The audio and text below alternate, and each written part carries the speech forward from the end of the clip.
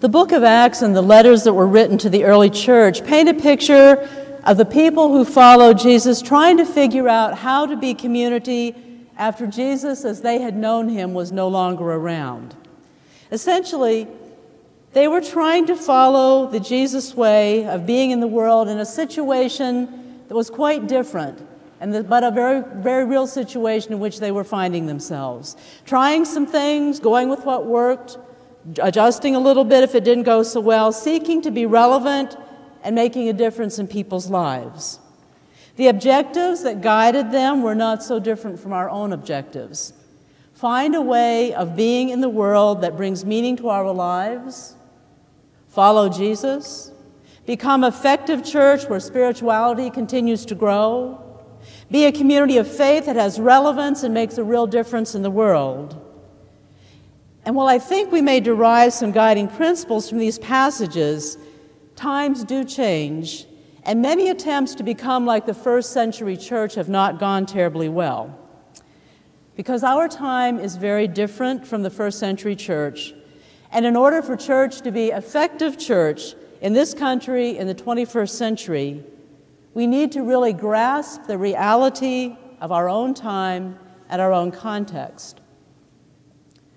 First of all, we live in a time and in a country that is post-Christian.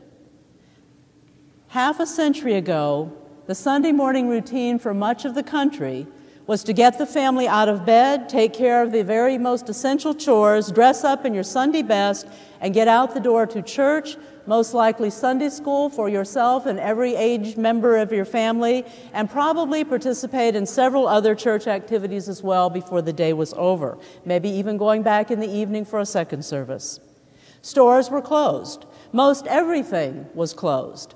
Whatever youth sports teams existed didn't play or practice on Sundays. About the only youth activities available on a Sunday were Sunday school, church, and youth group. You went to church. It was expected, even prestigious, to go to church. Part of a person's credentials included the church attended, leadership roles held, and other significant contributions. Active involvement in the church could even raise your social standing in the community. Now, I think most of us here know that those days are pretty much gone, with this major shift beginning about a half a century ago. And now there are so many competing interests on Sunday morning, many of which are very good activities. Church has simply become just one among the many. For many adults and even teens, our overly busy lives with very different expectations mean many are working for all or at least part of Sunday. And if there is no compelling reason to be in church, if church is not a place where you find true meaning and something to help you with your life for the rest of the week, if your church involvement isn't making a difference in your life, in the local community, and in the world, why even bother? There certainly are many other options from which to choose in these post-Christian times. We also live in a context that is post-denominational. Few people will come to a Presbyterian church out of loyalty to the PCUSA. Fewer still will stay simply because the church happens to be Presbyterian. People are looking for some place, any place, offering them a compellingly meaningful experience. And if that's the Methodist Church, or Baptist, or Episcopalian, or AME, or any other church, or any other spiritual experience, down the street or across the country, or the county, that's where you'll find them.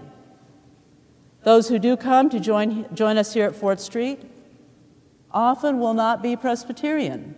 They're here because of something or someone that has intrigued them, and they're interested. They've come through our doors searching, looking for spirituality, for experience of community, for a place that makes a difference in the world, and for something, anything that's real to them that makes them want to stay. And if they do stay, it's because they have found a compelling community where transformation is happening. And these new people who come through our doors come with their own ideas and their own experiences, sometimes some that are unfamiliar to us, but may be beneficial, perhaps even necessary, for our life together here at Fort Street. And these people want to be heard and included and involved. In these post-denominational times, if what people are seeking isn't here, it doesn't matter that we're Presbyterian or anything else. There are lots of other places they can turn. Our ability for real dialogue in the midst of diversity is going to be imperative now in the world in which we live. We need to have well-honed relational skills for engaging others who see the world and God and spiritual life differently than we do, sometimes very differently than we do. And we need to develop an art, the art of respectful curiosity, as we engage in deep spiritual conversation and share a variety of religious experiences, ready to learn from another person without an agenda of convincing someone else our spiritual understanding, our religious experience, our way of being in the world is more right and true than theirs. The thing is, risking this kind of authentic conversation can be scary.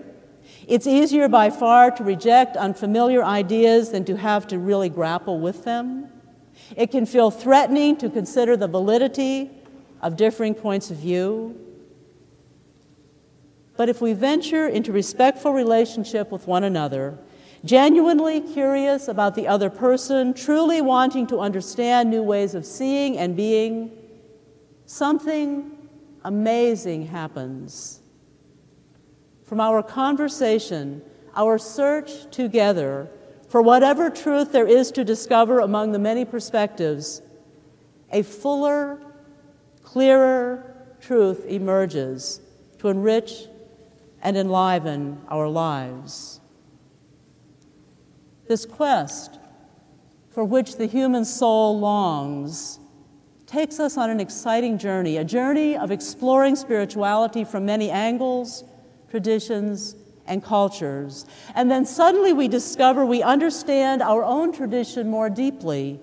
We become better Christians, more informed, more able to join together with others as God's partners in the world, and more certain of who we are, what we believe, and how we want to live our lives.